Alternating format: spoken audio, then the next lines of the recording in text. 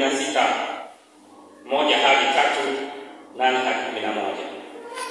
Mzizi wa ukosefu wa uaminifu ambao ni kiburi. Kiburi malingo. Jamaa unavimba kwenye dunia hii. Wewe unaweza kukaa miaka 200 hapa.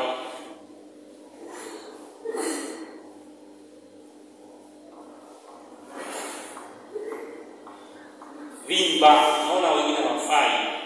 Vimba na kiburi. Soma Mithali 13 na mstari wa 10. Kiburi huleta mashindano tu, bali hekima hukaa nao wanaoshauriana. Ndiyo. Kiburi huleta mashindano tu, si kitu kingine. Hebu soma Hesabu 16. Hesabu 16 1 hadi 3 halafu 8 hadi 11.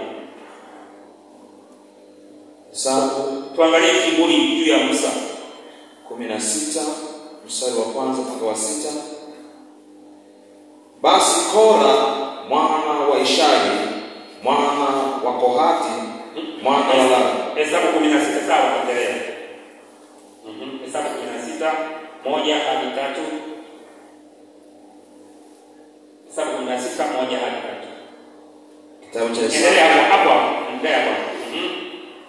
Hesabu 16 1 hadi 3. Ninyi wengine mnaweza kuandika habari hii. Hesabu 16 1 hadi 35. Basi Kora mwana wa Ishari mwana wa Kohathi mwana wa Lawi akatoa watu pamoja na Dathan wa Abiramu wana wa Eliabu na Oni mwana wa Pelethi waliokuwa wana wa Ruben, nao pamoja na watu kadha wa kadha wa wana wa Israeli watu 250 wakuu wa mkutano waliokuwa wateule wa mkutano, watu wenye sifa wakainuka mbele ya Musa. Nao wakakusanyika kinyume cha Musa na Haruni na kuwaambia, ninyi inawatosha kwa kuwa mkutano wote ni mtakatifu, kila mmoja miongoni mwao Bwana naye yu kati yao. Ni nani basi kujitukuza juu ya mkutano wa Bwana? Endelea mpaka 11. Endelea.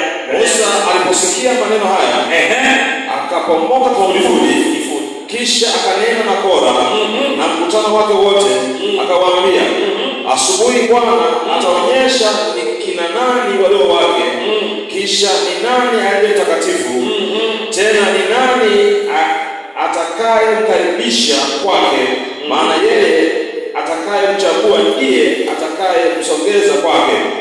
Fanyeni neno hili, toeni betezo ni Kora na mkutano wake wote, pitieni na moto, mkaweke na uvumba juu yake mbele ya Bwana kesho. Kisha itakuwa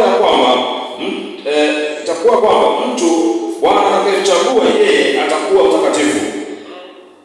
Inawatosha ninyi enyi wana wa Lawi. Musa akamwambia Kora, sikizeni basi enyi wana wa Lawi. Sura 9. Je, maona kuwa ni jambo dogo kwenu kwa Mungu wa Israeli amewatenga ninyi na mkutano wa Israeli ili apate kuwakaribisha kwake, ili mfanye mtumishi wa maskani ya Bwana na kusimama mbele ya mkutano ili kuwatumikia, tena ya kuwa